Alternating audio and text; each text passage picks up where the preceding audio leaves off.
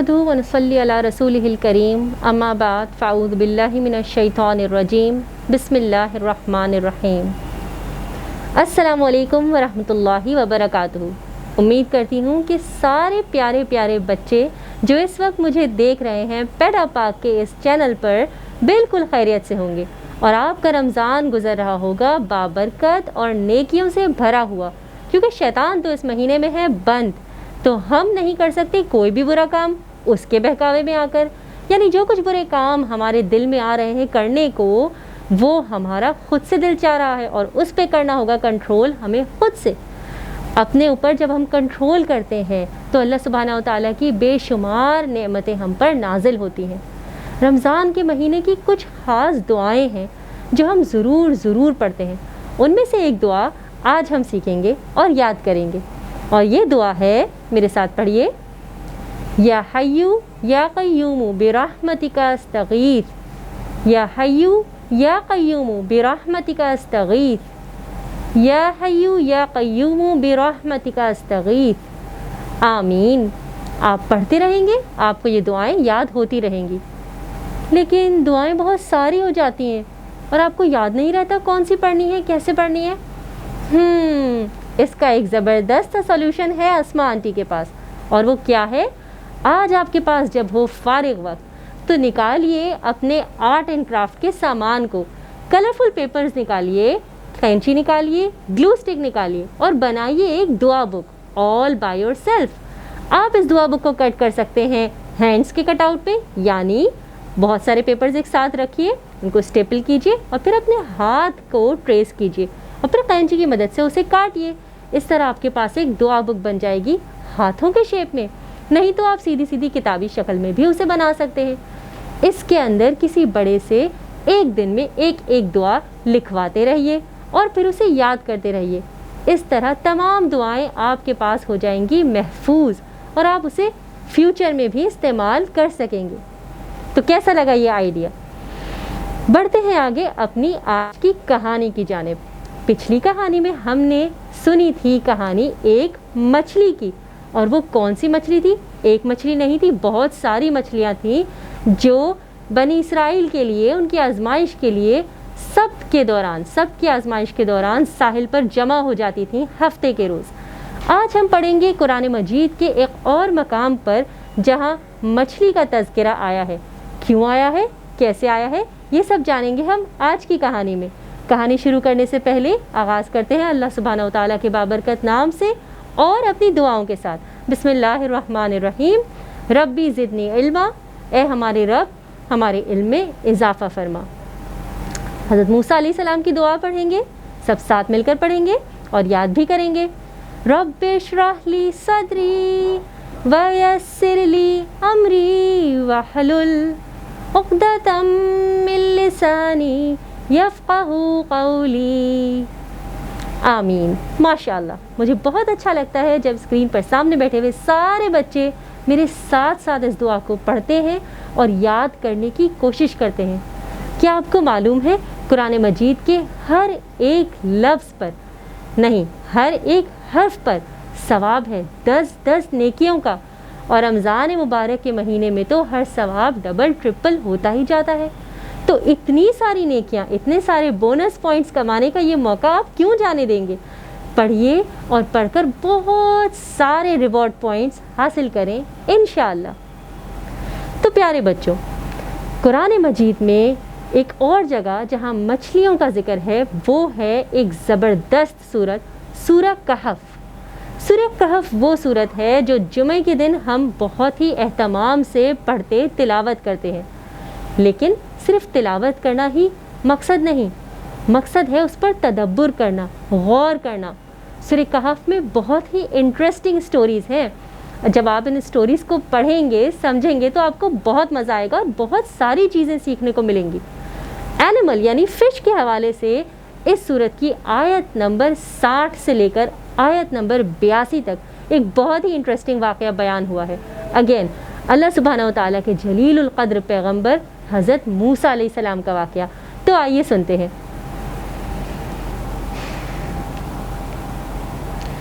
हज़रत मूसा अलैहिस्सलाम से एक मर्तबा बहुत से लोगों ने पूछा آپ کو معلوم ہے کہ دنیا میں سب سے زیادہ علم و دانش والا انسان کون ہے؟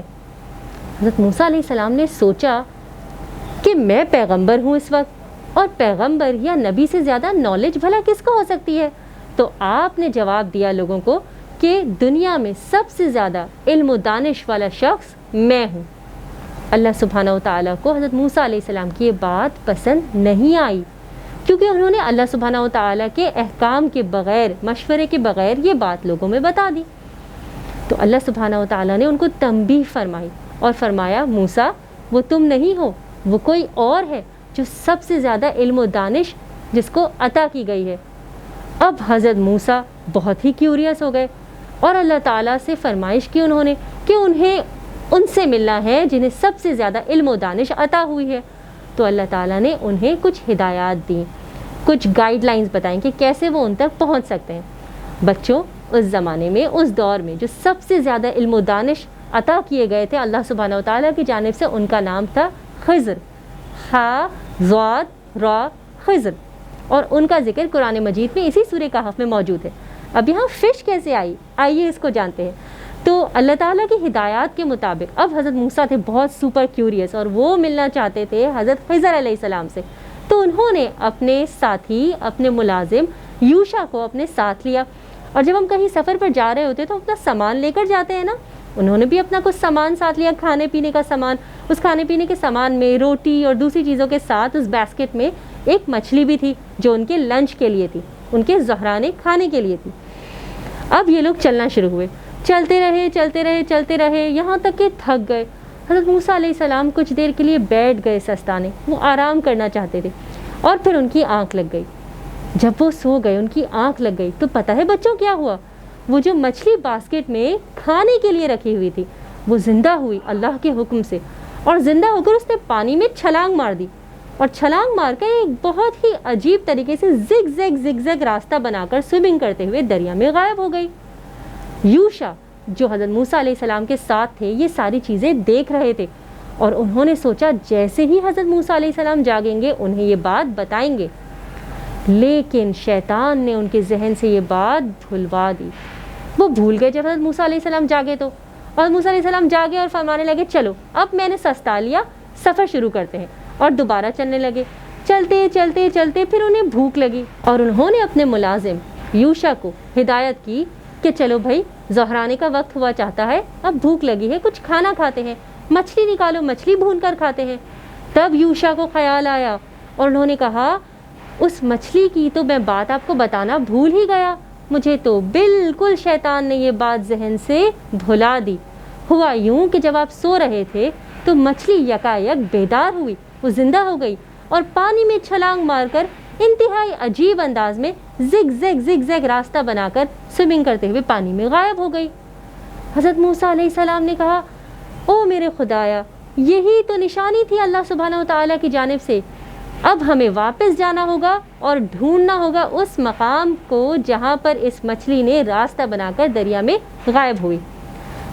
حضرت موسیٰ علیہ السلام اور یوشا دوبارہ پلٹے اور گئے اس مقام تک چلتے چلتے جہاں پر اس مچھلی نے اس عجیب طریقے سے راستہ بنا کر دریا میں سوئمنگ کر کے غائب ہوئی تھی۔ بھائی ڈھونڈتے ڈھانڈتے انہیں آخر کار اللہ سبحانہ و تعالیٰ کی ہدایت کے متعلق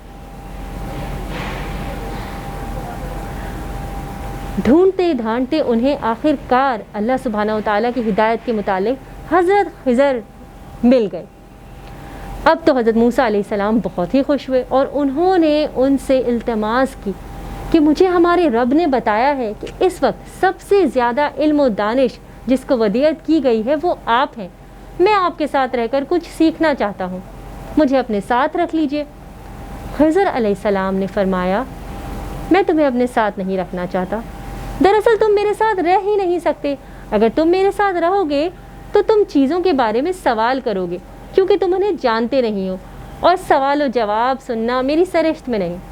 حضرت موسیٰ علیہ السلام نے فرمایا آپ مجھے ثابت قدم پائیں گے، میں آپ سے وعدہ کرتا ہوں کہ میں کسی بارے میں کوئی سوال نہیں کروں گا، بالکل خاموش رہوں گا، آپ کے ساتھ ساتھ رہوں گا اور چیزوں کو سیکھتا رہوں گا۔ حضرت خضر علیہ السلام نے فرمایا چلو یوں تو یوں ہی صحیح، چلتے ہیں، اور وہ چلتے رہے۔ چلتے چلتے بچوں کیونکہ یہ دریا کے پاس کی بات ہے، دریا ساتھ تھا، کشتیاں ساتھ تھیں، کشتیاں ایک جگہ سے دوسرے مقام پر لے کر جا رہی تھی لوگوں کو۔ خضر علیہ السلام، حضرت موسیٰ علیہ السلام کو ایک کشتی کی ضرورت تھی، لیکن کوئی بھی انہیں اپنے ساتھ سفر کروانے پر راضی نہیں تھا۔ آخر کار بہت دیر بعد ایک چھوٹی سی کشتی کے جو ملاح تھے، جو کہ بے انتہا غریب تھے، وہ راضی ہو گئے حضرت خضر اور حضرت موسیٰ علیہ السلام کو اپنی کشتی پر سوار کرنے کے لیے۔ چنانچہ حضرت خضر علیہ السلام اور حضرت موسیٰ علیہ السلام کشتی پر سوار ہوئے اور سفر شروع کیا۔ اب بچوں سفر شروع ہو چکا ہے، کشتی پانی میں جا رہی ہے، سفر آگے چل رہا ہے۔ اتنی دیر میں کشتی کا جو تختہ ہوتا ہے اس پر ایک چھوٹی سی چڑیا آ کر بیٹھ گئی، اور اس چڑیا نے کیا کیا، دریا میں اپنی چونچ ڈال کر تھوڑا سا پانی پیا۔ ایک چڑیا کتنا پانی پی سکتی ہے بھلا، اور پھر اڑ گئی۔ حضرت خضر علیہ السلام نے حضرت موسیٰ علیہ السلام سے پوچھا، تمہیں کیا لگتا ہے اس چڑیا نے دریا کے پانی کو کتنا کم کر دیا ہوگا یا کتنا پانی پی لیا ہوگا؟ حضرت موسیٰ علیہ السلام نے فرمایا، ایک قطرہ، اتنا سا پانی جس سے دریا کی وسعت میں کوئی کمی نہیں آتی۔ حضرت خضر علیہ السلام نے پھر حضرت موسیٰ علیہ السلام کو سمجھایا کہ اللہ کی نالج، اللہ سبحانہ و تعالیٰ کی علم و دانش اس قدر وسیع ہے جیسے کہ یہ دریا ہے، اور انسان کو دی گئی نالج، انسان کو دی گئی سمجھ، عقل بس اتنی جتنی اس چڑیا نے پانی پیا۔ سبحان اللہ۔ تو دیکھا بچوں، انسان کی نالج کتنی تھوڑی اور اللہ کی نالج کتنی زیادہ ہے۔ ہم بہت سی چیزوں کو سمجھ نہیں سکتے اور اپنے والدین سے سوال کرتے ہیں، ایسا کیوں ہوا، یہ یوں کیوں نہیں ہے، اللہ تعالیٰ نے مجھے ہی یہ کیوں کرنے کو کہا ہے۔ سوال ضرور کرنے چاہیے، سوال کرنا بہت اچھی بات ہے، اس سے ہمارے علم و دانش میں اضافہ ہوتا ہے، لیکن کچھ سوالوں کے جواب اللہ سبحانہ و تعالیٰ کے پاس سیف ہیں۔ اللہ تعالیٰ نے ہمیں اتنی ساری عقل نہیں عطا فرمائی ہے کہ ہم ہر چیز کو سمجھ سکیں۔ ٹھیک ہے بچوں، تو کہانی میں آگے بڑھتے ہیں۔ اب جب کشتی چلنے لگی تو حضرت خضر علیہ السلام نے وہ کشتی جو کہ بہت ہی غریب ملاحوں کی تھی اس کو سوراخ کر دیا، یعنی اس کا جو بیس تھا اس کے تختے پر ایک سوراخ کر ڈالا، اس کو عیب دار کر دیا۔ حضرت موسیٰ علیہ السلام سے یہ دیکھا نہ گیا، ان سے برداشت نہ ہوا، انہوں نے فوراً پوچھا، ارے یہ غریب ملاح وہ تھے جنہوں نے اپنی کشتی میں سوار کیا، ہم پر مہربانی کی، اور آپ نے ان کی کشتی کو عیب دار کر دیا، آپ نے بھلا ایسا کیوں کیا؟ حضرت خضر علیہ السلام نے فرمایا، میں نے کہا تھا نا موسیٰ، تم سوال کرو گے اور تم خاموش نہ رہ سکو گے، اب ہمارے راستے جدا ہیں۔ حضرت موسیٰ علیہ السلام کو احساس ہوا کہ انہوں نے کیا غلطی کر دی ہے، انہوں نے فوراً معافی مانگی، سوری مجھے معاف کر دیں، میں آپ سے وعدہ کرتا ہوں اب کوئی سوال نہیں کروں گا، بس مجھے اپنے ساتھ رکھ لیجئے، ایک موقع اور دیجئے۔ حضرت خضر علیہ السلام راضی ہو گئے اور اسی طرح سفر جاری و ساری رہا اور آگے پہنچے وہ ایک بستی میں جہاں پر ایک بچہ تھا، ایک لڑکا تھا، نوجوان لڑکا، اور وہ کھیل رہا تھا۔ حضرت خضر علیہ السلام نے اس لڑکے کو پکڑا اور اسے مار ڈالا۔ حضرت موسیٰ علیہ السلام سے یہ چیز برداشت نہ ہوئی اور انہوں نے فوراً سوال کیا، آپ نے اس لڑکے کو کیوں قتل کر دیا؟ کسی کو قتل کرنا تو بہت گناہ ہوتا ہے، آپ نے یہ کیا کیا؟ حضرت خضر نے فرمایا، میں نے نہ کہا تھا کہ تم خاموش نہ رہ پاؤ گے، اب میرے اور تمہارے راستے الگ ہیں۔ حضرت موسیٰ علیہ السلام نے ایک بار پھر معافی مانگی اور وعدہ کیا کہ اب وہ بالکل خاموش رہیں گے اور حضرت خضر علیہ السلام کو خاموشی سے آبزرو کر کے ان سے سیکھیں گے۔ حضرت خضر علیہ السلام نے یہ بات دوبارہ مان لی اور سفر جاری رہا۔ چلتے چلتے وہ ایک بستی میں پہنچے، رات ہو چلی تھی، اب انہیں قیام کی ضرورت تھی، کہیں رک کر آرام کرنے کی ضرورت تھی۔ اللہ سبحانہ و تعالیٰ نے رات تو آرام کے لیے بنائی ہے نا پیارے بچوں۔ انہوں نے بستی کے لوگوں سے ان کے گھروں کو کھٹکا کر اجازت مانگی کہ آپ ہماری مہمان نوازی کریں گے، لیکن اس بستی کے لوگ بالکل مہمان نواز نہ تھے، کسی نے ان کو اپنے گھر میں ٹھہرنے کی اجازت نہ دی، نہ کھانا پوچھا، نہ رہائش و قیام کا پوچھا، کچھ بھی نہیں۔ وہ دونوں بالکل تھکے ہارے چلے جا رہے تھے۔ اتنے میں انہیں ایک گھر کی دیوار نظر آئی جو بہت بوسیدہ تھی، یعنی اتنی پرانی تھی کہ آلموسٹ گرنے والی تھی، اس سے پہلے کہ وہ منہدم ہوتی، وہ گر جاتی۔ حضرت خضر علیہ السلام نے برکس اور موٹر اور گارا اور اینٹیں لے کر اس دیوار کو دوبارہ کھڑا کر دیا، دوبارہ فکس کر دیا۔ حضرت موسیٰ علیہ السلام نے جب یہ دیکھا تو ان سے دوبارہ برداشت نہ ہوا اور انہوں نے فرمایا، یا خضر، ہمیں یہاں کسی نے نہیں پوچھا، ہم سے کسی نے اچھا برتاؤ نہ کیا، آپ اگر یہ دیوار کچھ پیسے لے کر بنا دیتے, فکس کر دیتے, تو پھر ہمارا رات کو کہیں ٹھہرنے کا آسرا ہو جاتا, ہم کچھ کھانا پینا کر لیتے. حضرت خضر علیہ السلام نے اس بات کے جواب میں فرمایا, یا موسیٰ, یہ وہ جگہ ہے جہاں اب ہم دونوں کو اپنے راستے جدا کرنے پڑیں گے, کیونکہ آپ سوال و جواب کرنے سے گریز نہیں کر سکتے اور میں اس طرح ساتھ چل نہیں سکتا. حضرت موسیٰ علیہ السلام کو احساس ہو گیا کہ انہوں نے بہت بار غلطی سے ہی صحیح اپنے وعدے کی وعدہ خلافی کر دی ہے. چنانچہ وہ بہت افسردہ ہوئے کہ ان کا سفر سیکھنے کا یہی ختم ہوتا ہے. لیکن حضرت خضر نے فرمایا, اس سے پہلے کہ ہم دونوں اپنے راستے پر جائیں, میں تمہیں وہ تینوں باتوں کا جواب دینا چاہوں گا جو تم نے مجھ سے پوچھی.